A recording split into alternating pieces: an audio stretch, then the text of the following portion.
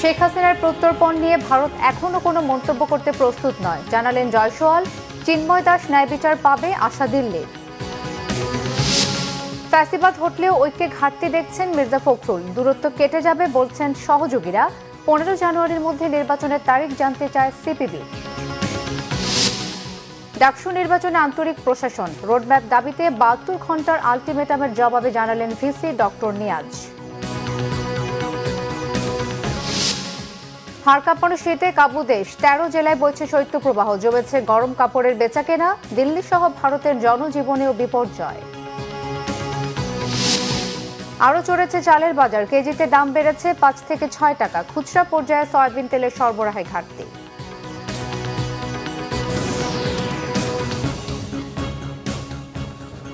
দেখছিলেন crown cement সংবাদ শিরোনাম। এবার বিস্তারিত। বাংলাদেশের সাবেক প্রধানমন্ত্রী শেখ হাসিনার প্রত্যর্পণ নিয়ে এখনো কোনো মন্তব্য করেনি ভারত। শুক্রবার দেশটির পররাষ্ট্র মন্ত্রণালয়ের মুখপাত্র রণধীর জয়সওয়াল সাপ্তাহিক ব্রিফিংয়ে বলেন, এক সপ্তাহ আগে তিনি যেমনটি বলেছিলেন তার বাইরে কিছু বলার নেই। তবে হিন্দুস্তান টাইমস এক প্রতিবেদনে বলছে, হাসিনার প্রত্যর্পণ সম্পর্কে বাংলাদেশ সেই দাবি বিধিসম্মতভাবে করেনি। এছাড়া চুক্তি অনুযায়ী ওই দাবি গ্রাহ্য না হওয়ার আরও অনেক কারণ আছে। এর আগে গেল সপ্তাহে রণধীর জয়সওয়াল বলেছিলেন, হাসিনাকে প্রত্যর্পণের অনুরোধ সম্পর্কিত একটি কূটনৈতিক পত্র তারা হাতে পেয়েছে। ওই সময় এর বেশি কিছু বলতে আপত্তি জানিয়েছিলেন জয়সওয়াল।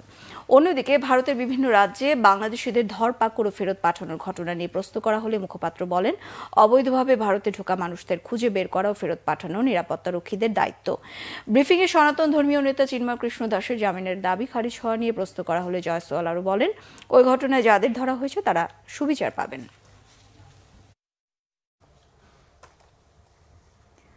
বিএনপি মহাসচিব মির্জা ফখরুল ইসলাম আলমগীর বলেছেন, গণতান্ত্রিক যুদ্ধ শেষ হলেও ঐক্যের সাথে দেশ গড়ার জায়গায় এখনো ব্যর্থতা আছে। সকালে দিনাজপুর সরকারি কলেজের অর্থনীতি বিভাগের 50 বছর পূর্তি ও গুণীজন সম্মাননা অনুষ্ঠানে তিনি এসব কথা বলেন। মির্জা ফখরুল আরও বলেন, গত 15 বছরে ফ্যাসিস্ট সরকার সব লুট করে পাচার করে অর্থনীতিকে ধ্বংস করে দিয়েছে। তিনি বলেন, জাতি ফ্যাসিবাদ মুক্ত হওয়ায় নতুন সুযোগ সৃষ্টি হয়েছে দেশে। মির্জা ফখরুল আশা প্রকাশ করেন, এদেশের ছেলেমেয়েরা দেশকে এগিয়ে নিয়ে যাবে, অর্থনীতির শক্ত ভিত তৈরি করবে। এই কেমন গণতন্ত্রের কথা, এই কেমন একটা স্বাধীন সার্বভৌম রাষ্ট্রের কথা, যে যেখানে মানুষ প্রতি বছরে একটা সুযোগ পায় তার অধিকারটাকে প্রয়োগ করার, সেই সুযোগটিও সে হারিয়েছে। বাংলাদেশে এই সমস্যাটাই সবচেয়ে বড় সমস্যা হয়েছে। এখানে পর পর পর পর গণতন্ত্রকে হত্যা করার চেষ্টা করা হয়েছে। ফলে এখানে ডেমোক্রেটিক ইনস্টিটিউশনগুলো তৈরি হয়নি, গণতান্ত্রিক যে প্রতিষ্ঠান সেই প্রতিষ্ঠানগুলো তৈরি হয়নি। আমরা রাজনৈতিক দলগুলো পরস্পরের সঙ্গে বিরোধী লিপ্ত হয়েছি, কিন্তু সহনশীলতার মধ্য দিয়ে গণতন্ত্রকে চর্চা করে আমরা যদি সবাই এগিয়ে যেতে পারি, তাহলে কিন্তু আমরা গণতন্ত্রকে লাভ করতে পারবো, আমাদের অধিকারকে অর্জন করতে পারবো। রাজনীতিতে মতবিরোধকে গণতন্ত্রের সৌন্দর্য মনে করেন রাজনীতিবিদরা। হাসিনা পরবর্তী বাংলাদেশের রাজনৈতিক দলগুলোর মতভেদ কিছুটা মনস্তাত্ত্বিক। নির্বাচন না সংস্কার, এ নিয়ে ক্ষুদ্র মতভেদ থাকলেও যথাসময়ে নির্বাচনে রাজনৈতিক দলগুলোর দূরত্ব থাকবে না বলে ধারণা তাদের। আহমেদ সরওয়ারের রিপোর্ট। ভূমিধস বিজয়ে 2009 সালে ক্ষমতায় আসে আওয়ামী লীগ। এরপর তাদের নানা সিদ্ধান্ত ও দমন পীড়নের বিরুদ্ধে নামে বিএনপির নেতৃত্বাধীন 4 দলীয় জোট। আরও কিছু দলও তাদের সঙ্গী হয়। সেই দলগুলোই গত 15-16 বছরে কখনো জোটগতভাবে, কখনো যুগপথে আন্দোলন করে। 5 আগস্ট ছাত্র জনতার গণ অভ্যুত্থানে শেখ হাসিনার পলায়নের মধ্য দিয়ে ফ্যাসিবাদী সরকারের পতনের পর সেই দলগুলোর মধ্যেই নানা প্রশ্নে মতবিরোধ। নেতারা বলছেন, কিছুটা মতবিরোধ থাকলেও এটি ভবিষ্যৎ রাজনীতিতে তেমন প্রভাব ফেলবে না। মতের ভিন্নতা আছে এবং এটা থাকবে, থাকাটাই গণতন্ত্রের সৌন্দর্য। বিরোধ কখন হয়? বিরোধ যখন হয় যে আপনি যখন আমাকে সম্মান করেন না, আমি যখন আপনাকে সম্মান করি না। এটা তো রাজনৈতিক কালচারের বিপরীত একটা কাজ। তা আমি মনে করি না এখনও খুব বড় কোনো ব্যত্যয় এখনও হয়ে গেছে, আমি সেটা মনে করি না। তবে কিছু কিছু কথাবার্তা মানুষ পছন্দ করছে না, কারণ মানুষ তো সবার ঐক্য চায়। ফ্যাসিবাদের বিরুদ্ধে ঐক্যটাকে মানুষ আরো অটুট করতে চায়। তারাই আন্দোলনের নেতৃত্ব ছিল, কিংবা সরকারে যারা দায়িত্ব ছিল, কিংবা বড় বড় রাজনৈতিক দল যারা ছিল, তারা আসলে এই যে রাজনৈতিক পরিবর্তনটা করছে বাংলাদেশে, তার যে একটা ঐকমত্য কিংবা সমঝোতার রাজনীতি করতে হবে, এই বিষয়টা ভুলে প্রত্যেকে আসলে তার নির্বাচনী রাজনীতির মধ্যে ঢুকতে গেছে। সংস্কার হওয়ার আগে নির্বাচনের রাজনীতির মধ্যে আপনি ঢুকে পড়বেন, তখন অনিবার্যভাবে এটার মধ্যে একটা ফাটল দেখা দেবে। সারা পৃথিবীর যত বিপ্লবের ইতিহাস আপনি দেখবেন, সেখানে বিপ্লব পরবর্তী কিছু অস্থিরতা থাকে। তার সঙ্গে আমাদের এখানে যুক্ত হয়েছে প্রজন্মের একটা দূরত্ব। কারণ যারা 1971-এ মুক্তিযুদ্ধ করেছে সেই প্রজন্ম এই আন্দোলনে ছিল, আবার তাদের পরবর্তী 2 প্রজন্ম গত হয়ে গিয়ে এখন যারা এসেছে তারাও এই আন্দোলনের নেতৃত্বে ছিল। এখানে চিন্তা এবং সমন্বয়ের একটা দূরত্ব কিন্তু রয়েছে, বাস্তবতা যেটা। এই ক্ষেত্রে বিএনপির যেটা নীতি সেটা হচ্ছে যে আমরা সর্বশেষ যে কাউন্সিলটা করেছিলাম 2016-তে, সেই কাউন্সিলে আমাদের একটা স্লোগান ছিল, নানান মানুষ নানান পথ, দেশ বাঁচাতে ঐক্যমত। আমরা এখনো ঠিক ওই জায়গাটাই ঠিক আছি। নিজেদের মতবিরোধের সুযোগে পতিত আওয়ামী লীগ কোনো রাজনৈতিক সুবিধা নিতে পারবে না বলে আত্মবিশ্বাস তাদের। রয়েছে দেশ ও জাতির স্বার্থে ঐক্যবদ্ধ সিদ্ধান্ত নেওয়ার বোঝাপড়াও। সংস্কার সবচেয়ে বেশি উচ্চারিত শব্দ শেখ হাসিনার পতনের পর এবং পলায়নের পর থেকে। তো সংস্কারটা তো অগ্রপথিক বিএনপি 2030 ভিশন দিয়েছে বেগম খালেদা জিয়া, তারেক রহমান সাহেব 27 দফা দিয়েছেন। সেই 27 দফা নিয়ে আবার আন্দোলনরত দলগুলোর সঙ্গে আমরা দিনের পর দিন মাসের পর মাস আলাপ করে 31 দফা দিয়েছি। সেই সংস্কারের নির্যাসিত গ্রহণ করেছে বর্তমান সরকার। সেই সংস্কার নিয়েই তো সবচেয়ে বেশি কথা বলছে এখন বৈষম্য বিরোধী আন্দোলনের আমাদের প্রিয় ছাত্রনেতারা। তাহলে সমস্যাটা কোথায়? পেছন থেকে যারা চাবি দেয়, যেটা দৃশ্যমান যতটুকু আমাদের কাছে হয়েছে, তারা কিন্তু এক এক সময় এক একজনের কোলে উঠেছে। এর আগে কখনো এর কোলে উঠেছে, কখনো বীর কোলে উঠেছে, কখনো সির কোলে উঠেছে। কোলে ওঠা ছাড়া তাদের নিজস্ব শিকড় মানুষের মনের মধ্যে নাই। এখনো পর্যন্ত রাজনৈতিক দলগুলির মধ্যে এই তাড়নাটা আছে যে আমরা ঐক্যবদ্ধ থাকতে হবে এবং ঐক্যবদ্ধ থেকেই আমাদের এই সংকটগুলি আমাদের মোকাবেলা করতে হবে। এই শুভবোধটা যতক্ষণ থাকবে ততক্ষণ আমি মনে করতে চাই যে এগুলি আসলে আমরা সলভ করতে পারবো। আমরা মনে করি ইলেকশন হতে হবে এবং যত দ্রুত সম্ভব ইলেকশন করতে হবে। তবে প্রয়োজনীয় যে সংস্কারগুলো আছে এটা বাদ দিয়ে ইলেকশন যদি হয়, আবার যদি সেই ফেসিবাদী কায়দায় কেউ যদি মনে করেন যে আরেকটা দলকে, হোক সেটা জামাত ইসলামী, আমার দলের কাউকে যদি কোনো নির্বাচন কমিশনের কোনো কর্মকর্তা কিংবা কোনো পুলিশ কিংবা কোনো জনপ্রশাসনের লোক চেষ্টা করে, আমরা তো এটা ক্ষমা করব না। নির্বাচন হইতে হবে 100% ফেয়ার, ফ্রি এবং ক্রেডিবল ইলেকশন হইতে হবে। এখানে এই রক্তের সাথে যে ব্যক্তি বেইমানি করবে তার দুনিয়াও নষ্ট হবে, আখিরাতও নষ্ট হয়ে যাবে। কিছু মতবিরোধ থাকলেও আপাতত রাজনৈতিক দূরত্ব তৈরি হবে না বলে মনে করেন এই 3 রাজনীতিক। আহমেদ সরওয়ার, বাংলা ভিশন, ঢাকা। 15 জানুয়ারির মধ্যে নির্বাচনের তারিখ ঘোষণা দেওয়ার দাবি জানিয়েছে বাংলাদেশের কমিউনিস্ট পার্টি সিপিবি। শুক্রবার বিকেলে রাজধানীর সহরাওয়ার্দী উদ্যানে ঢাকা সমাবেশ কর্মসূচিতে এই দাবি জানান সিপিবির নেতারা। দলটির সাধারণ সম্পাদক রুহিন হোসেন প্রিন্স বলেন, অনির্বাচিত সরকারের ক্ষমতা দীর্ঘায়িত করা যাবে না। দ্রুত নির্বাচন দিয়ে দেশকে গণতান্ত্রিক পথে ফিরিয়ে আনার আহ্বান জানান তিনি। বলেন, একটি পক্ষ 72 সংবিধান বাতিল করে সাম্প্রদায়িকতা ছড়াতে চায়। দেশের গণতন্ত্রের জন্য এমন চেষ্টা সহায়ক নয় বলেও দাবি করে সিপিবির সাধারণ সম্পাদক। এ সময় সিপিবির সভাপতি মোহাম্মদ শাহ আলম বলেন, দেশের রাজনৈতিক বাস্তবতায় ক্ষমতার পরিবর্তন হলেও কাঠামোর পরিবর্তন আসেনি। দ্রুত নির্বাচনের তারিখ ও রোডম্যাপ ঘোষণার দাবিও জানান তিনি। 21 জানুয়ারি থেকে সারা দেশে গণতন্ত্রের অভিযাত্রা কর্মসূচি পালন করবে সিপিবি। সমমনা বিভিন্ন রাজনৈতিক দল, নানান সংগঠন ও সংশ্লিষ্ট ব্যক্তিদের সাথে আলোচনা করে ঐক্যমত গড়ে তোলার কর্মসূচি পালন করবে বাংলাদেশের কমিউনিস্ট পার্টি সিপিবি। কোনোভাবে আমরা গণঅভ্যুত্থানের শহীদের চেতনাকে ভুলণ্ঠিত হতে দিতে পারি না। অতএব অনির্বাচিত সরকার ক্ষমতা দীর্ঘায়িত করবে, সেইটাও আমরা চাই না। আসেন এই দায়িত্ব আমরা পালন করি। অন্য আলোচনায় গেলাম না। 15 জানুয়ারি নাকি কি ভাবছেন? আমি বলি 15 জানুয়ারিতে দয়া করে সংস্কারের নামে কি করতে চান পরিষ্কার করে বলেন। কিন্তু জরুরি কাজ হলো আর এক মুহূর্ত দেরি না করে 15 জানুয়ারির মধ্যে নির্বাচনের সুষ্ঠু তারিখ ঘোষণা করেন।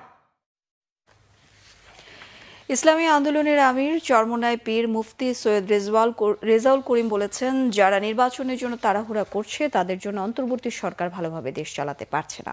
রাজধানীর ইঞ্জিনিয়ার্স ইনস্টিটিউশনে ইসলামী শ্রমিক আন্দোলনের সম্মেলনে তিনি কথা বলেন অন্তর্বর্তী সরকার অগোছালোভাবে দায়িত্ব পালন করছে, কিন্তু ইসলামী আন্দোলন সরকারের সহযোগিতা করবে বলে জানান। বিভিন্ন দাবি দাওয়া নিয়ে অনেকেই রাস্তায় নামছে উল্লেখ করে চরমনাই পীর বলেন, এই সুযোগে ফ্যাসিবাদের দোসররা বিশৃঙ্খলা করছে। ফ্যাসিবাদীদের বিশৃঙ্খলার চেষ্টা ইসলামী আন্দোলন সহ্য করবে না বলে হুঁশিয়ারি দেন। গত 53 বছর কোনো সরকারি দেশদরদি ছিল না বলে মন্তব্য তার। সৈয়দ রেজাউল করিম বলেন, যারা দুর্নীতিতে বারবার চ্যাম্পিয়ন হয়েছে তাদের ক্ষমতায় যেতে দেওয়া হবে না। অনেকটা আলহামদুলিল্লাহ উর্বর অবস্থায় তৈরি হয়েছে। ঢাকা বিশ্ববিদ্যালয়ের উপাচার্য অধ্যাপক ডক্টর নিয়াজ আহমদ খান বলেছেন, ডাকসু নির্বাচনের বিষয়ে আন্তরিক বিশ্ববিদ্যালয় প্রশাসন। সকল ছাত্র সংগঠনের সাথে আলোচনা করে ঐক্যমতের ভিত্তিতে রোডম্যাপ ঘোষণা করা হবে। এদিকে বৃহস্পতিবার রাতে 72 ঘন্টার মধ্যে ডাকসু নির্বাচনের রোডম্যাপ না দিলে হলে কঠোর কর্মসূচির হুঁশিয়ারি দিয়েছে বৈষম্য বিরোধী ছাত্র আন্দোলন। আরো জানাচ্ছেন দীপক দেওয়ান। বৃহস্পতিবার সিনেট ভবনে সিন্ডিকেট বৈঠকে আওয়ামীপন্থী 3 সদস্য নিজামুল হক ভুইয়া, সীতেশচন্দ্র বাসার ও বাহলুল মজনু চুন্নুর আমন্ত্রণকে কেন্দ্র করে সাধারণ শিক্ষার্থীদের সাথে বিক্ষোভ সমাবেশ করে ছাত্রদল। বিক্ষোভ মিছিলটি সূর্যসেন হল ও মহসিন হল হয়ে ভিসি চত্বরে গিয়ে শেষ হয়। সে সময় ডাকসু নির্বাচনকে ঘিরে উপাচার্যের সাথে বাকবিতণ্ডায় জড়িয়ে পড়েন ছাত্রদলের নেতাকর্মীরা। এ ঘটনার প্রতিবাদে রাতে ক্যাম্পাসে বিক্ষোভ মিছিল করে সাধারণ শিক্ষার্থীরা। ডাকসু নির্বাচনের রোডম্যাপ ঘোষণার জন্য প্রশাসনকে 72 ঘন্টার আলটিমেটাম দেন তারা। 72 ঘন্টার মধ্যে যদি রোডম্যাপ ঘোষণা করা না হয় তাহলে কঠোর থেকে কঠোরতর আন্দোলনে আমরা যাব। এদিকে শুক্রবার সকাল 10টায় আইবি এর বিবি প্রোগ্রামের মধ্য দিয়ে ঢাকা বিশ্ববিদ্যালয়ে 2024-25 শিক্ষাবর্ষের ভর্তি পরীক্ষা শুরু হয়। এবারের বিবিএ ভর্তি পরীক্ষায় 10,278 জন পরীক্ষার্থী অংশ নেয়। এর বিপরীতে সিট রয়েছে 120টি। পরীক্ষা কেন্দ্র পরিদর্শন করে উপাচার্য অধ্যাপক ডক্টর নিয়াজ আহমদ খান বলেন, ডাকসু নির্বাচনের জন্য সবার ঐকমত্য হওয়া প্রয়োজন। ডাকসু নির্বাচনের ব্যাপারে আমরা অত্যন্ত আন্তরিক, তবে আমরা চাই যে সবার মধ্যে মোটামুটি একদম ঐক্যমত না হোক, কিন্তু একটু ব্রড বেসড, যাতে একরকম সমঝোতা হয়, একটা চুক্তির মতো হয়। সবাইকে নিয়ে আমরা করতে চাই এই নির্বাচনটি উৎসবমুখর পরিবেশে, সবার বহুদিন পর একটি মুক্ত পরিবেশে এই সুযোগটি তৈরি হয়েছে। আমরা চাই যে এই কাজটি যতদূর সম্ভব সবাইকে নিয়ে নিখুঁতভাবে করতে। ধন্যবাদ। এটা আমরা পরে আসি। আমরা এটার জন্যই আমাদের বেশ কিছু কমিটি কাজ করছে, সবার সাথে কথা বলছি এবং আপনাদের সাথে সবার সাথে কথা বলেই এটা ঠিক করা হবে। এ ব্যাপারে সকল ছাত্র সংগঠনগুলোকে সহায়তা করার আহ্বান জানান উপাচার্য। দীপন দেওয়ান, বাংলা ভিশন, ঢাকা। পৌষে শীতে কাঁপছে সারা দেশ। বিভিন্ন জেলায় বইছে শৈত্যপ্রবাহ। শীতের দাপটে জবুথবু জনজীবন। আজ দেশের সর্বনিম্ন তাপমাত্রা পঞ্চগড়ে 8.3 ডিগ্রি সেলসিয়াস রেকর্ড করেছে আবহাওয়া অফিস। প্রতিনিধিদের পাঠানো তথ্য ছবিতে ডেস্ক রিপোর্ট। পঞ্চগড়ে আবারও ঘন কুয়াশার সাথে বেড়েছে শীতের তীব্রতাও। বিপাকে পড়েছে খেটে খাওয়া দিনমজুর কৃষক। খড়কুটো জ্বালিয়ে শীত নিবারণের চেষ্টা তাদের। উত্তরের জেলা দিনাজপুরে পৌষের হাড় কাঁপানো কনকনে শীতে বিপর্যস্ত জনজীবন। দুর্ভোগ বেড়েছে শ্রমজীবী মানুষের। কুয়াশার সাথে হিমেল বাতাসে কাহিল কুড়িগ্রামের মানুষ। গত দুদিন ধরে দেখা মিলছে না সূর্যের। বিপাকে চর ও দ্বীপচরের মানুষ। এদিকে শীত নিবারণের জেলার 9 উপজেলায় 49 লাখ টাকা ও 12,000 কম্বল বরাদ্দ দিয়েছে জেলা প্রশাসন। দিনভর কুয়াশাচ্ছন্ন থাকায় গাইবান্ধায় ব্যাহত হচ্ছে মানুষের স্বাভাবিক কাজকর্ম। ঘন কুয়াশায় সড়কে যানবাহন চলছে হেডলাইট জ্বালিয়ে। শীতে সবচেয়ে বেশি কষ্টে বৃদ্ধ ও শিশুরা। শীতজনিত রোগী বেড়েছে হাসপাতালগুলোতে। গরম কাপড় না থাকায় কষ্টে দিন পার করছেন ছিন্নমূল মানুষ। ঠান্ডার জন্যে বারাসাত থেকে বাড়ানো যাচ্ছে না, মানুষের অসুখ বিসুখ বেশি হচ্ছে, শিশু বাচ্চাদের ডায়রিয়া কলেরা হচ্ছে, গরু বাছুর এগুলোর ঠান্ডাতে অসুখ বিসুখ হচ্ছে। কুয়াশা ভরা, কম্বলও পাই না, রিলিফ সাহায্য পাই না, কিচ্ছু পাই না, ঘর থাকি বাইরে বেড়া পাই না, কি কর্ম করি খাই। পৌষের কনকনে শীতে জবুথবু নাটোরবাসী। সারাদিন হিমশীতল বাতাসে ব্যাহত হচ্ছে দৈনন্দিন কাজ। গরম কাপড় না থাকায় বেশ কষ্টে ছিন্নমূল ও নিম্ন আয়ের মানুষ। জরুরি প্রয়োজন ছাড়া সন্ধ্যার পরে ঘরের বাইরে বের হচ্ছে না কেউই। খড়কুটো জ্বালিয়ে শীত নিবারণের চেষ্টা তাদের। পৌষের হাড় কাঁপানো শীতে কাঁপছে চুয়াডাঙ্গার জনপদ। ঘন কুয়াশা ও হিমেল হাওয়ায় বিপর্যস্ত জনজীবন। বিপাকে রয়েছে খেটে খাওয়া ছিন্নমূল মানুষ।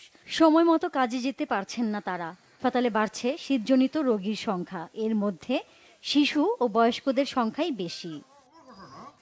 প্রচণ্ড শীতে কাঁপছে জয়পুরহাটবাসী। এতে বেশি কষ্টে রয়েছে শিশু ও বৃদ্ধরা। গেল 4 দিন ধরে সূর্যের দেখা নেই এই জেলায়। কুয়াশায় অন্ধকারে ঢেকে গেছে পথঘাট আর ফসলের জমি। ক্ষতিগ্রস্ত হচ্ছে বীজতলা। চরম দুর্ভোগে দিনমজুর আর কৃষকরা। শীত আর কুয়াশায় বিপাকে দক্ষিণ পশ্চিমাঞ্চলের উপকূলীয় জেলা সাতক্ষীরাবাসী। রাত থেকে পড়ছে কুয়াশা। কুয়াশা ও তীব্র শীতে বিপর্যস্ত হয়ে পড়েছে জনজীবন। জরুরি প্রয়োজন ছাড়া ঘর থেকে বের হচ্ছে না কেউই। সন্ধ্যার পরপরই ফাঁকা হয়ে যাচ্ছে শহরের রাস্তাঘাট ও বাজার। হতদরিদ্র মানুষ আগুন জ্বালিয়ে শীত নিবারণের চেষ্টা করছেন। শীতার্তদের রক্ষায় সরকারের পাশাপাশি বেসরকারি পর্যায়ে সবাইকে এগিয়ে আসার আহ্বান জানিয়েছে সচেতন নাগরিক সমাজ। Nazneen Akhtar, Bangla vision news desk. এদিকে রাজধানীতে শীতের তীব্রতা বেড়েছে। রাতে তাপমাত্রা বেশ নেমে যায়, সকালেও হাড় কাঁপানো শীত থাকে। আজ ঢাকার সর্বনিম্ন তাপমাত্রা রেকর্ড করা হয়েছে 13.8 ডিগ্রি সেলসিয়াস। এই অবস্থা আরও 2 দিন চলবে বলে জানিয়েছে আবহাওয়া অফিস। টানা শীতে ভোগান্তিতে ছিন্নমূল মানুষ। চাহিদা বাড়ায় বেড়েছে গরম কাপড় বিক্রি। রিপোর্ট করছেন মোবাশ্বের আহমদ। ঘন কুয়াশার কারণে শুক্রবার সকাল থেকেই রাজধানীতে শীতের তীব্রতা বেশি। 2 দিন ধরেই আকাশ মেঘাচ্ছন্ন, সূর্যের দেখা মিলছে না। বেলা বাড়লে শীত কিছুটা কমলেও কুয়াশা কাটেনি।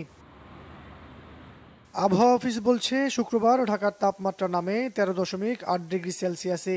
শীতের এমন প্রকোপ থাকবে আরও 2 দিন। তারপর আসতে পারে শৈত্যপ্রবাহ। শুষ্ক পরিবেশে পশ্চিম উত্তর দিক থেকে ঘন্টায় 8 থেকে 12 কিলোমিটার বেগে বাতাস বইতে পারে। হাড় কাঁপানো শীতে বিপর্যস্ত জনজীবন। কষ্ট বেড়েছে কর্মজীবী মানুষের।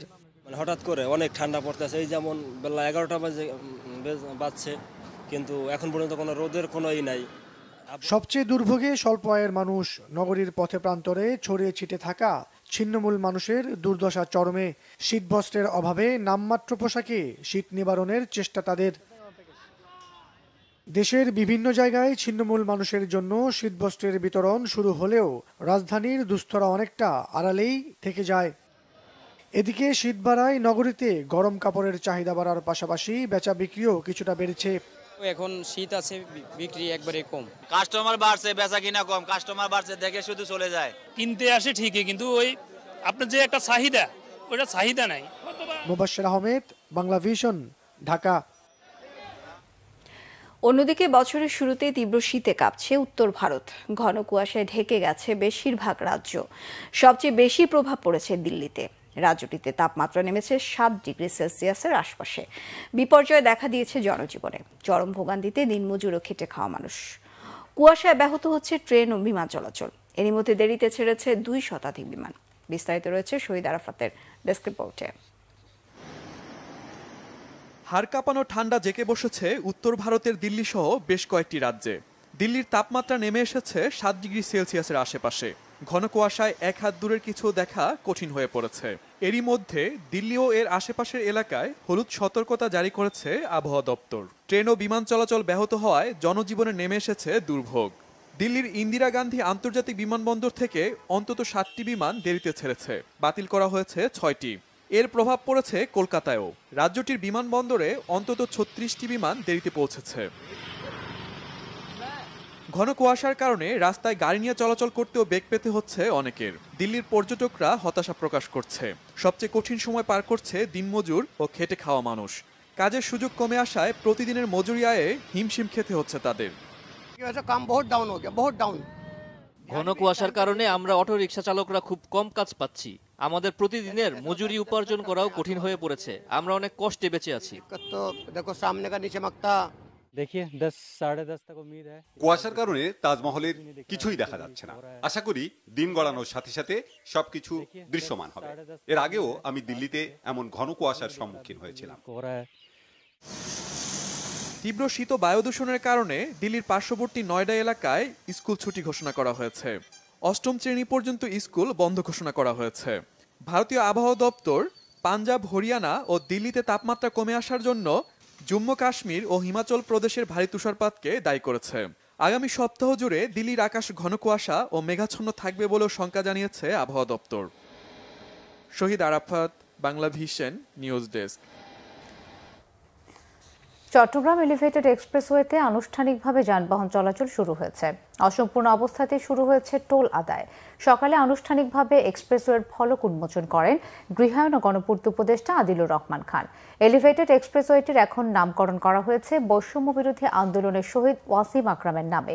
উপদেষ্টা আদিলুর রহমান বলেন, সারা দেশে জুলাই অভ্যুত্থানে যারা শহীদ হয়েছেন তাদের জন্য বিভিন্ন জায়গায় স্মৃতিচিহ্ন তৈরি করছে সরকার, যেন দেশের মানুষ ও আগামী প্রজন্ম তাদের অবদানের কথা স্মরণ করতে পারে। 2023 সালের 14 নভেম্বর সাবেক প্রধানমন্ত্রী শেখ হাসিনা প্রকল্পটির উদ্বোধন করলেও এতদিন যান চলাচল শুরু হয়নি। এখন আবারও প্রকল্পের কাজ পুরোপুরি শেষ হওয়ার আগেই আনুষ্ঠানিকভাবে যানবাহন চলাচল শুরু হলো। এই উড়াল সড়কে টোল দিয়ে 10 ধরনের গাড়ি চলাচল করতে পারবে, তবে মোটরসাইকেল এবং ট্রেইলর উঠানামার সুযোগ রাখা হয়নি। এখানে চলাচলে অটোরিকশা 30 টাকা, গাড়ি 80 টাকা, জিপ ও মাইক্রোবাস 100 টাকা, 4 চাকার পিকআপ ভ্যান 150 টাকা, মিনিবাস ও ট্রাক 200 টাকা এবং বাসকে 280 টাকা টোল দিতে হবে। এছাড়া 6 চাকার ট্রাক 300 টাকা এবং কাভার্ড ভ্যানকে দিতে হবে 450 টাকা টোল। নতুন বছরে চড়া চালের বাজারে ক্রেতার অস্বস্তি, তবে সরবরাহ বাড়ায় দাম স্বাভাবিক দেশি পেঁয়াজের। কাঁচা সবজির দাম সাধারণের নাগালে। ব্রয়লার বিক্রি হচ্ছে কেজিতে 200 টাকায়। এলাচির দাম হঠাৎ বাড়লেও কমেছে জিরার দর। বিস্তারিত জানাচ্ছেন নাবিল জাহাঙ্গীর। রাজধানীতে মৌসুমী সবজির সরবরাহ বাড়ায় স্বস্তি রয়েছে কাঁচা বাজারে। প্রতি কেজি বেগুন, আলু, সিম, মূলা, চিচিঙ্গা, শালগম মিলছে 30 থেকে 40 টাকায়। নতুন দেশি পেঁয়াজ বিক্রি হচ্ছে 60 টাকা দরে, কাঁচামরিচের কেজি 40 টাকা আর টমেটো 40 থেকে 60 টাকায়। বছরের এই সময়ে মাছের দাম কিছুটা কম থাকার কথা থাকলেও বেড়েছে দেশি মাছের দাম। চাষের মাছের দর অপরিবর্তিত। ইলিশ বিক্রি হচ্ছে আকার ভেদে 1200 থেকে 1500 টাকা কেজিতে। দেশি মাছের দাম অল্প একটু বেশি, এমন কিছু না। প্রাইস বেশি, এটা নর্মালি রেগুলার প্রাইস 400 হলেও ঠিক আছে। তো নর্মালি আমি যদি ওই পাশে পাইকারি মার্কেট থেকে নেই, সেক্ষেত্রে এটার দাম আসে 400 আর 450। মুরগির চাহিদা বাড়ায় কিছুটা দাম বেড়ে ব্রয়লার 200, পাকিস্তানি 350 ও দেশি মুরগি প্রতি কেজির দাম এখন 450 টাকা। খাসির মাংস বিক্রি হচ্ছে 1200 টাকা এবং গরুর মাংস 750 টাকা কেজি দরে। এই সপ্তাহে মুরগির দাম একটু বাড়তে জন্য খোয়াশা গাড়ি কম চলতেছে, খোয়াশা গাড়ি দেওয়া যায় না, আর এদের দ্বিতীয় হলে বিয়ে বিক্রি চলতেছে, এই জন্য একটু দাম বাড়তি। সয়াবিন তেল কেজিতে 8 টাকা বাড়ার পর থেকে সরবরাহ বাড়লেও দোকানি পর্যায়ে সরবরাহের ঘাটতি আছে। এলাচের দাম কেজিতে বেড়েছে 500 থেকে 700 টাকা। জিরার দাম কমেছে 400 থেকে 500 টাকা। জিরা 1150 টাকা ছিল, এখন ধরেন 700 টাকা, 700, 690 টাকা এরকম দাম। সয়াবিন তেল দাম 8 টাকা বাড়ানোর পরে সরবরাহ আগের তুলনায় একটু ভালো আছে, কিন্তু অ্যাভেলেবেল না। কৃষকের ঘরে আমন ধান উঠলেও দামের প্রভাব পড়েনি খুচরা বাজারে। চালের দাম প্রতি কেজিতে 5 থেকে 8 টাকা বেড়ে মোটা চাল বিক্রি হচ্ছে 55 থেকে 60 টাকায়, বিয়ার 28 ও 29 60 থেকে 65 টাকায়, মিনিকেট চাল 78 থেকে 80 টাকা কেজিতে। খুচরা ব্যবসায়ীরা বলছেন দাম বাড়ানোর পেছনে দায়ী মিল মালিক ও কর্পোরেট ব্যবসায়ীরা। মিলার এবং কর্পোরেট কোম্পানিগুলো প্রতিযোগিতাভাবে ধান কিনে। মিলাররা এক বস্তা 100 টাকা লাভ করে, কর্পোরেট কোম্পানিগুলো এগুলো প্যাকেজিং করে তারা এক বস্তা 500-700 টাকা লাভ করে। তার মানে তারা দ্বিগুণের চেয়ে বেশি লাভ করে। কর্পোরেট কোম্পানিগুলো যখন বাজারে আসছে তখনই বাজারটা উতাল পাতল হয়ে সবসময় চালের দামটা ঊর্ধ্বগতিতে থাকে, নিম্নগতিতে আসে না। বেশি দামে কিনতে হচ্ছে, প্লাস ওইদিকে কৃষক যারা এরা আবার কম দাম পাচ্ছে। মাঝখানে যে একটা চক্রটা আছে, বা আমি জানি না চক্র বা কি, কিন্তু ওই ওনারা আসলে বেশি মনে হয় মাঝখান থেকে তারা টাকাটা উঠিয়ে নিচ্ছে আর কি। ঠিক আছে, 2800 টাকা, 2850, এখানে বস্তাভর্তি 150 থেকে 200 টাকা বাইরে গেছে। ভোক্তাদের দাবি নিত্য প্রয়োজনীয় পণ্যের দাম নিয়ন্ত্রণে কার্যকরী ভূমিকা নিতে হবে সরকারকে। নাবিল জাহাঙ্গীর, বাংলা ভিশন, ঢাকা। জামাতে ইসলামের আমির ডাক্তার শফিকুর রহমান বলেছেন, নির্বাচন তাদের জন্য যারা দেশকে ভালোবাসে। যাদের কাছে দেশের প্রতি ইঞ্চি জমি আমানত। সকালে নাটোরের নবাব সিরাজউদ্দৌলা সরকারি কলেজ মাঠে জামাতের কর্মী সম্মেলনে তিনি এসব কথা বলেন। ডাক্তার শফিকুর রহমান বলেন, ক্ষমতায় থাকার জন্য দেশে অবৈধভাবে 3টি নির্বাচন করা হয়েছে। যারা নির্বাচন বিশ্বাস করে না তাদের কিসের নির্বাচন, এমন প্রশ্ন তোলেন তিনি। দ্রুত সময় প্রয়োজনীয় সংস্কার করে এই সরকার একটা সুষ্ঠু নির্বাচন দিয়ে যার যার জায়গায় ফিরে যাবে বলেও তিনি আশা প্রকাশ করেন। নির্বাচন তাদের জন্য যাদের কাছে দেশের প্রতি ইঞ্চি জমি আমানত। এ বিশ্বাস আস্থা যাদের নয়, নির্বাচন তাদের কপালে নয়। এরা তিনটি নির্বাচন অবৈধভাবে ক্ষমতায় থাকার সময় কি তাণ্ডব চালিয়েছে আমরা কি ভুলে গিয়েছি? যারা নির্বাচনেই বিশ্বাস করে না তাদের আবার কিসের নির্বাচন? আগামীতে আমরা চাই অতি জরুরি সংস্কারগুলো সাধন করে বর্তমান সরকার একটা সুষ্ঠু নির্বাচন দিয়ে তারা যার যার জায়গায় চলে যাবে। বিএনপির স্থায়ী কমিটির সদস্য ডক্টর আব্দুল মঈন খান বলেছেন, বাংলাদেশের মানুষ ধর্মপ্রাণ কিন্তু ধর্মান্ধ নয়। স্বার্থান্বেষী মহল দেশের ভেতরে বাইরে মিথ্যাচারের মাধ্যমে সাম্প্রদায়িক সম্প্রীতি বিনষ্টের অপচেষ্টা করছে। সন্ধ্যায় নরসিংদীর পলাশে 7 দিনব্যাপী ডাঙ্গা আন্তর্জাতিক ইসলামী মহাসম্মেলনের প্রধান অতিথির বক্তব্যে তিনি এসব কথা বলেন। মঈন খান বলেন, বাংলাদেশের মানুষ হাজার বছর ধরে সম্প্রীতির সঙ্গে জাতি, ধর্ম, বর্ণ নির্বিশেষে ঐক্যবদ্ধ হয়ে বসবাস করছে। শান্তি শৃঙ্খলা বজায় রেখে এভাবেই তারা দেশকে এগিয়ে নেবে। এই সম্প্রীতি কোনো দুষ্ট অপশক্তি ব্যাহত করতে পারবে না। এবং সারা বিশ্বের সামনে ইনশাআল্লাহ বাংলাদেশের 18 কোটি মানুষ ইতিপূর্বে প্রমাণ করেছে, আবার প্রমাণ করবে যে বাংলাদেশের মানুষ ধর্মান্ধ নয়, কিন্তু তারা ধর্মপরায়ণ। শান্তি শৃঙ্খলা বজায় রেখে আমরা জাতি, ধর্ম, বর্ণ নির্বিশেষে বসবাস করে যাব। আমাদের এই সম্প্রীতি কোন দুষ্ট অপশক্তি ব্যাহত করতে পারবে না। ঢাকা আন্তর্জাতিক বাণিজ্য মেলা শুরু হলেও শেষ হয়নি স্টল ও প্যাভিলিয়ন তৈরির কাজ। অন্যদিকে গত কয়েকদিনের শৈত্যপ্রবাহের ফলে শুক্রবার ছুটির দিনে মেলায় দর্শনার্থী ক্রেতার ভিড় তুলনামূলক কম, ফলে জমে ওঠেনি মেলা। তবে ব্যবসায়ীরা আশাবাদী এবার মেলা জমবে পুরো দমে। গালমা শফির রিপোর্ট। রাজধানীর পূর্বাচলে বুধবার শুরু হয়েছে 29তম আন্তর্জাতিক বাণিজ্য মেলা। এবার নিয়ে চতুর্থবারের মতো পূর্বাচলে আয়োজন করা হয়েছে এই মেলা। কয়েকদিন ধরে কুয়াশা ও শীত থাকায় আজ ছুটির দিনেও দর্শনার্থী ক্রেতার সমাগম ছিল অনেকটাই কম। মেলায় অনেকেই এসেছেন পরিবার পরিজন নিয়ে, আসতে পেরে সন্তুষ্ট তারা। বাবাকে নিয়ে এসেছি, মামনিকে নিয়ে এসেছি, আমার বোনকে নিয়ে এসেছি, আমরা সবাই একসাথে এসেছি। জননবারের তুলনায় নতুনত্ব এবার আরো কি দেখতে পাই, আমরা কি সুযোগ সুবিধা পাচ্ছি সবকিছু মিলে ঘুরে দেখি। তবে মেলাটা সেভাবে এখনো জমে নাই, হয়তো সময় লাগবে, অনেক কিছুই পেলাম না, তারপরে নিয়েছি। ক্রেতাদের দৃষ্টি কাটতে অনেক স্টলেই রয়েছে ভারী অফার। দেখতেছি আর কি অফার আছে, এখানে ফাটাফাটি অফার খুব সুন্দর, এই জন্য ট্রাই দিতেছি, দেখতেছি। আমরা অফার দিচ্ছি ফাটাফাটি অফার, মাত্র 1800 টাকা যে কোনো ব্লেজার। গতবার রেট ছিল 2600-2200, এখন আমরা ডিসকাউন্ট দিয়ে মাত্র 1800 টাকা দিচ্ছি। এবছর ব্যবসা ভালো হবে প্রত্যাশা ব্যবসায়ীদের। মেলা আসলে মাত্র তো শুরু হলো, আজকে প্রথম শুক্রবার হিসেবে ধরেন কিছু মানুষ, কিছু ক্রেতা ঢুকতেছে। দিন যত যাবে তত ধরেন এটা বাড়বে আর কি। ইনশাল্লাহ এবার আমরা গতবার থেকে এবার ইনশাল্লাহ আমরা আশাবাদী যে ভালো হবে ইনশাল্লাহ মেলাটা। মেলার নিরাপত্তা ও ট্রাফিক নিয়ন্ত্রণে রয়েছে পর্যাপ্ত আইনশৃঙ্খলা বাহিনী।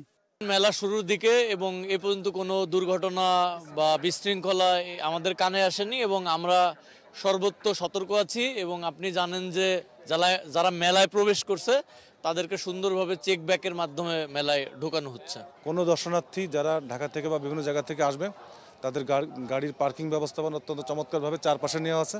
তারা যে কোনো জায়গায় পার্কিং করে মেলা পর্যবেক্ষণ করে আবার তারা ফিরে যেতে পারবে। মেলা শেষ হবে 31 জানুয়ারি। গালমান শফি, বাংলা ভিশন, ঢাকা। এবার আরো কিছু খবর নিয়ে দেখুন একটি ডেস্ক রিপোর্ট। বিএনপির যুগ্ম মহাসচিব সৈয়দ ইমরান সালে প্রিন্স বলেছেন, দলের ভারপ্রাপ্ত চেয়ারম্যান তারেক রহমানের বিরুদ্ধে ষড়যন্ত্রমূলক ও মিথ্যা মামলা এবং হাসিনা সরকারের ফরমাইশি সাজা বাতিল না হওয়ায় জনগণ ক্ষুব্ধ ও মর্মাহত। বিকালে ময়মনসিংহের ধোবাউড়া উপজেলার ঘোষগাঁও ইউনিয়ন বিএনপি ও অঙ্গ সহযোগী সংগঠনের যৌথ কর্মী সভায় প্রধান অতিথির বক্তব্যে তিনি একথা বলেন। সিলেট জেলা বিএনপির সাধারণ সম্পাদক অ্যাডভোকেট ইমরান আহমেদ চৌধুরী বলেছেন, সুশাসন নিশ্চিত করার জন্য বিচার ব্যবস্থার সংস্কার প্রয়োজন। ফ্যাসিস্ট আওয়ামী লীগ বিচার ব্যবস্থাকে কুক্ষিগত করে বিরোধী দলের নেতাকর্মীদের উপর বিচারের নামে নির্যাতনের স্টিম রোলার চালিয়েছে। সিলেট জাতীয়তাবাদী আইনজীবী ফোরাম সিলেট ইউনিটের উদ্যোগে যুক্তরাজ্য বিএনপির আইন বিষয়ক সম্পাদক ও জেলা আইনজীবী সমিতির সদস্য ব্যারিস্টার লিয়াকত আলীকে দেওয়া সংবর্ধনা অনুষ্ঠানে প্রধান অতিথির বক্তব্যে তিনি একথা বলেন। অনুষ্ঠানে বিশেষ অতিথির বক্তব্য রাখেন অ্যাডভোকেট শামীম আহমেদ ও জেলা জজ আদালতের পিপি অ্যাডভোকেট আশিক উদ্দিন আহমেদ। আগামী রাষ্ট্র বিনির্মাণে বিএনপির ভারপ্রাপ্ত চেয়ারম্যান তারেক রহমানের 31 দফা বাস্তবায়নের লক্ষ্যে আলোচনা সভা হয়েছে ফরিদপুরে। সদর উপজেলার পারচরে স্থানীয় বিএনপির উদ্যোগে সমাবেশে প্রধান অতিথি ছিলেন যুবদলের কেন্দ্রীয় কমিটির সাবেক সহসভাপতি মাহবুবুল হাসান ভুইয়া পিঙ্কু। এ সময় তিনি যতটুকু দরকার সংস্কার করে অতি দ্রুত জাতীয় নির্বাচন আয়োজনের জন্য অন্তর্বর্তী সরকারের প্রতি আহ্বান জানান। রাজধানীতে অনুষ্ঠিত হল নিউ ইয়ার নিউ মিশন আন্তর্জাতিক সম্মেলন। প্রথমবারের মতো আয়োজিত এই সম্মেলনের মধ্য দিয়ে বাংলাদেশ ও সৌদি আরবের মধ্যে বাণিজ্যিক সম্পর্ক উন্নয়নের নতুন দিক নির্দেশনা উঠে আসে। চীন মৈত্রী সম্মেলন কেন্দ্রে আয়োজিত সম্মেলনে প্রধান অতিথি ছিলেন মক্কা ক্লক টাওয়ারের প্রধান নির্বাহী ডক্টর সালে আল হাবিব। বিশেষ অতিথি ছিলেন আকিজ গ্রুপের চেয়ারম্যান নাসির উদ্দিন আহমেদ। সম্মেলনে 10,000-এর বেশি উদ্যোক্তা অংশ নেন, যার মাঝে ছিলেন 2,000-এর বেশি শীর্ষস্থানীয় ব্যবসায়ী ও পেশাজীবী। বরিশালে 2 দিনের ফ্যান্টাস্টিক কেক কার্নিভালের আয়োজন করেছে আকিজ বেকার্স লিমিটেড। বেলস পার্কে শুরু হওয়া এই কার্নিভাল চলবে শনিবার রাত 9টা পর্যন্ত। সবার জন্য এক্সাইটিং সব ফান গেমস এবং ফ্যান্টাস্টিক ব্র্যান্ডের সব কেকের স্বাদ নেওয়ার সুযোগ থাকছে সেখানে। এছাড়াও শিশু কিশোরদের জন্য রয়েছে চিত্রাঙ্কন প্রতিযোগিতা ও ফ্যান জোন। নিরাপদে প্রিয়জনের সাথে সময় কাটাতে ও শিশুদের মেধা বিকাশের জন্য এর আয়োজন বলে জানিয়েছেন আয়োজকরা। রোহিঙ্গাদের দ্রুত প্রত্যাবাসন এবং রোহিঙ্গা অনুপ্রবেশ বন্ধে সীমান্তে কঠোর পদক্ষেপ নেওয়া সহ 7 দফা দাবিতে মানববন্ধন হয়েছে কক্সবাজারের উখিয়ার পালংখালীতে। বাজার স্টেশন চত্বরে মানববন্ধনে প্রধান অতিথি ছিলেন উপজেলা পরিষদের সাবেক চেয়ারম্যান ও উপজেলা বিএনপির সভাপতি সরওয়াজ জাহান চৌধুরী। মানববন্ধনে বক্তারা অভিযোগ করেন, কক্সবাজারে আশ্রয় নেওয়া রোহিঙ্গাদের কারণে এখানকার আইন শৃঙ্খলা পরিস্থিতি দিন দিন অবনতি হচ্ছে। ছাত্রদলের 46তম প্রতিষ্ঠাবার্ষিকী উপলক্ষে কিশোরগঞ্জে প্রীতি ফুটবল ম্যাচ অনুষ্ঠিত হয়েছে। পুরাতন স্টেডিয়ামে খেলার উদ্বোধন করেন কিশোরগঞ্জ জেলা বিএনপি সভাপতি ও কেন্দ্রীয় বিএনপি সাংগঠনিক সম্পাদক শরীফুল আলম। বিশেষ অতিথি ছিলেন জেলা বিএনপি সাধারণ সম্পাদক মাজহারুল ইসলাম সহ অন্যরা। Bangla vision news desk. সংবাদ শেষ করার আগে ক্রাউন সিমেন্ট সংবাদ শিরোনামগুলো আরো একবার।